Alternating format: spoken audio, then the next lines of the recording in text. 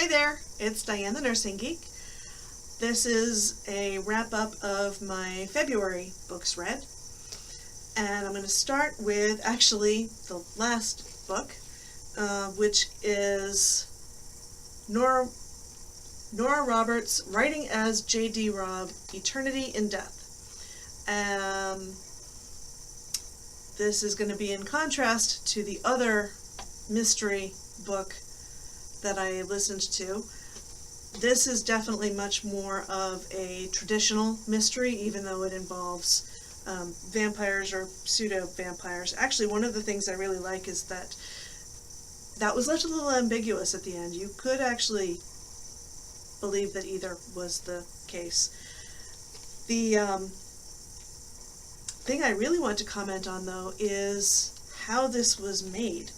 And it's similar to other audiobooks I've gotten in terms of just how the CDs are put in the box, but when I pop it into the CD player in my car, every track is only about a minute, which is wonderful, because if every track is a chapter, every track is 5-10 minutes, if I've lost track of what the book was saying because somebody cut me off in traffic or whatever, then I have to go back to the beginning of the chapter.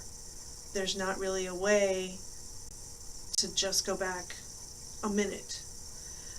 With my Audible audiobooks, there is a go back 30 seconds option.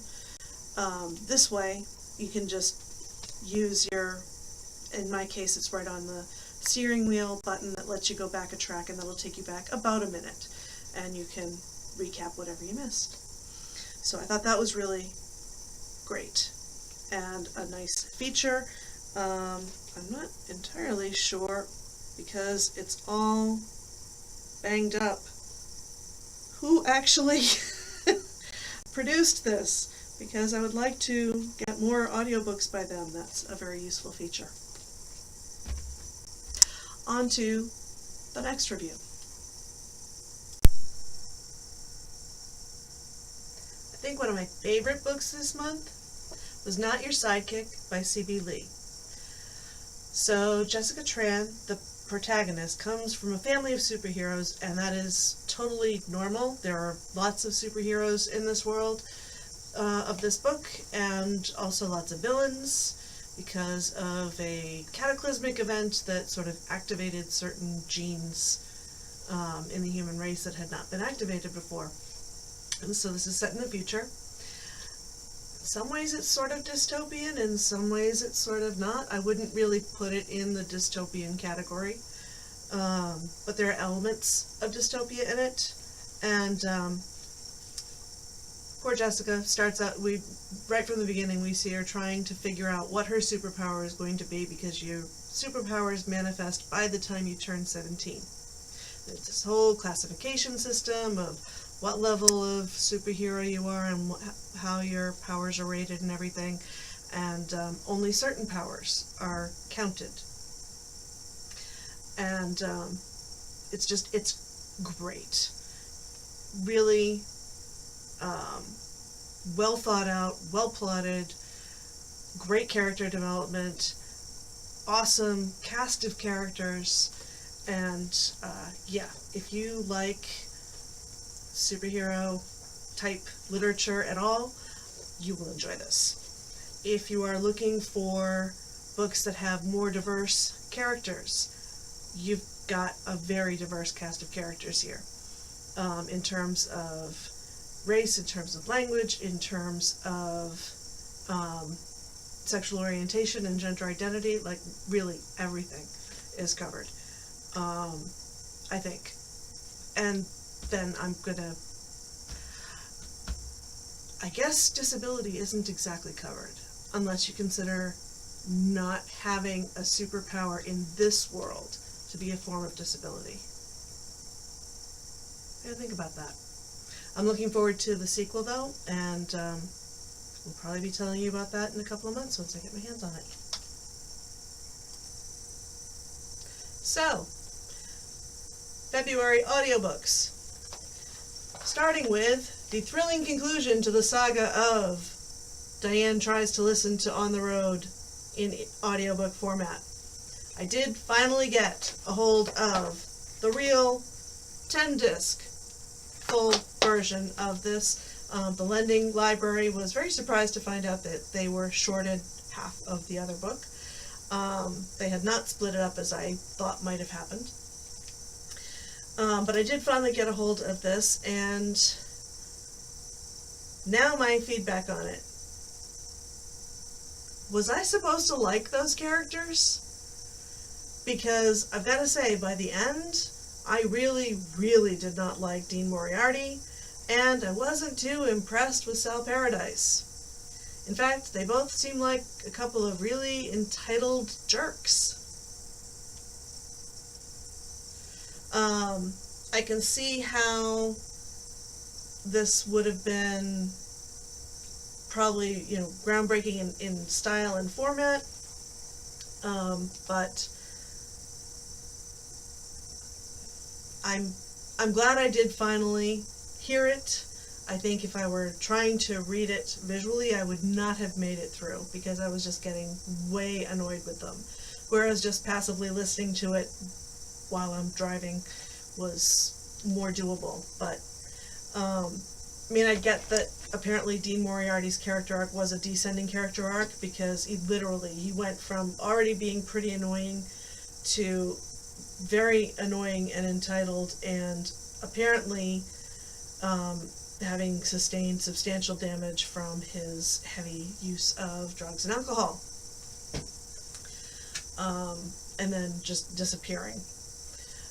Sal, more of a flat character arc. He doesn't really change a whole lot in any direction. He's really just kind of drifting along and life's happening to him,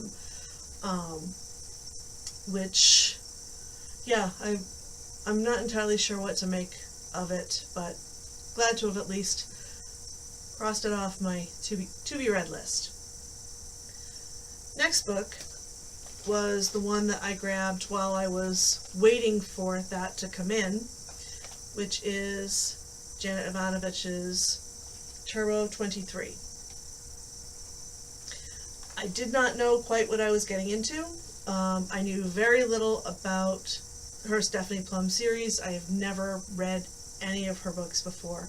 I did have the basic idea that Stephanie Plum was some sort of, I thought private eye, but she's a bounty hunter. And I think part of the reason it took me a while to really get into this book is, therefore, my immediate association was with Jessica Jones from the Marvel Universe, and Stephanie Plum is not Jessica Jones. They do have a similarity in that both of them cannot seem to get out of their own way, and get pretty annoyed with themselves over that. But as far as genre, I would call this much more on the level of like outright farce, because finally, partway through, I reached the point where I found myself using an iconic line from Spike in Buffy back in season 5, where I'm looking metaphorically at these characters and asking, is everyone here very stoned? And frankly, the answer for some of them is yes.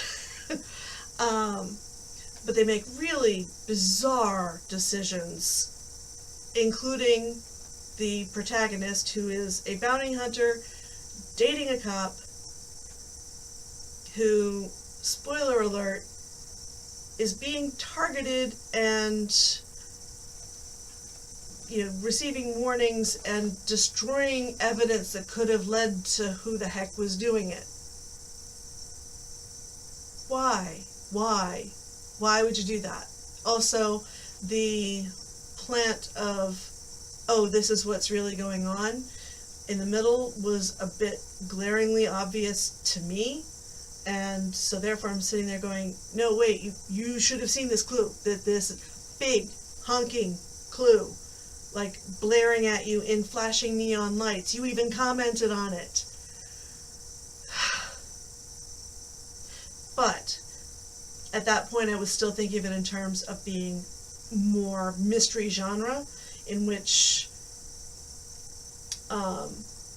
even the bumbling detective is still putting things together along the way instead of finding out at the end from everyone else what the heck was really going on. So I would say if you are looking for something that is lighthearted, fun, and you want a bunch of characters doing ridiculous things to make you laugh, absolutely go for it. And if this is representative of her other Stephanie Plum novels, which I have no idea, then that's probably the expectation you would have for most of them. In which case, yes, you will get loads of laughs because characters doing ridiculous things throughout. But I wouldn't go, if you're looking for a serious mystery, this is not what I would go for. As far as Audible ebooks, I have completed listening to one, and I'm in the process of listening to another that's not very long, so I'll include that one today too. I had listened to Elizabeth Gilbert's Big Magic, Creative Living Without Fear last year, and in it she mentions Eat, Pray, Love a few times because that was her like really big book. And so I said, well, then I've got to listen to that at some point too.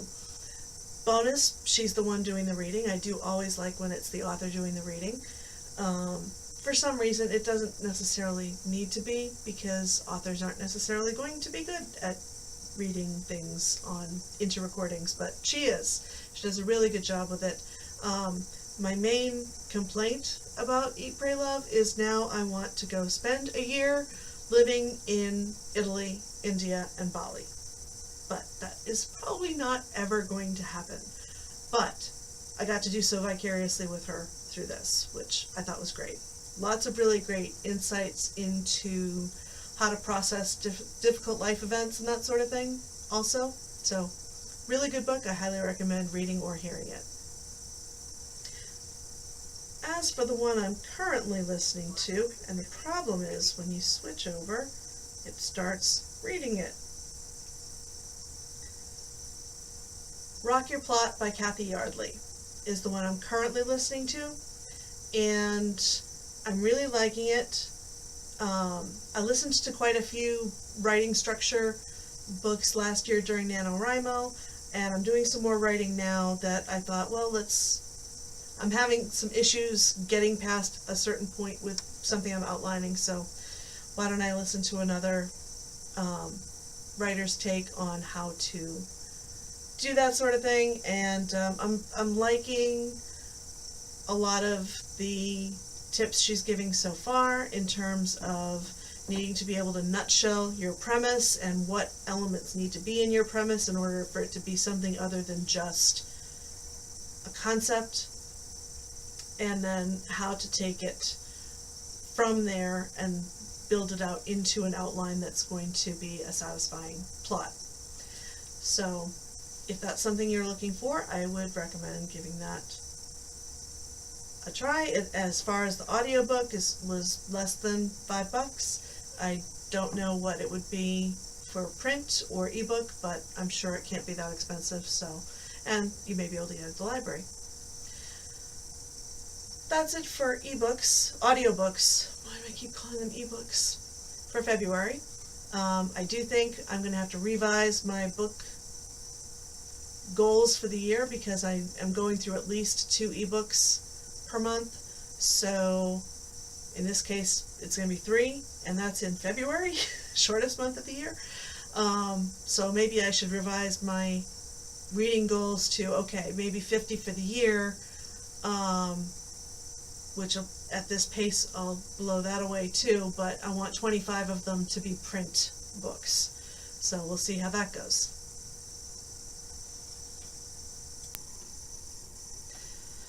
So that's it for February. Of course, we're already into March, but those were the books for February. And I'm definitely going to have to rethink how I'm tracking the books that I've read. I don't want to say that an audiobook doesn't count as being read, but I definitely am blowing through audiobooks a lot faster than I am through print books, just because of time. If I was taking the train to work, then I would be reading a lot more print books as opposed to listening to audiobooks. But I'll figure that out, and next year I'll set more realistic goals. In the meantime, if you found this in any way interesting, informative, or just plain enjoyed it, please give it a thumbs up. Subscribe if you would like to come back for more. And I will see you next time. Bye.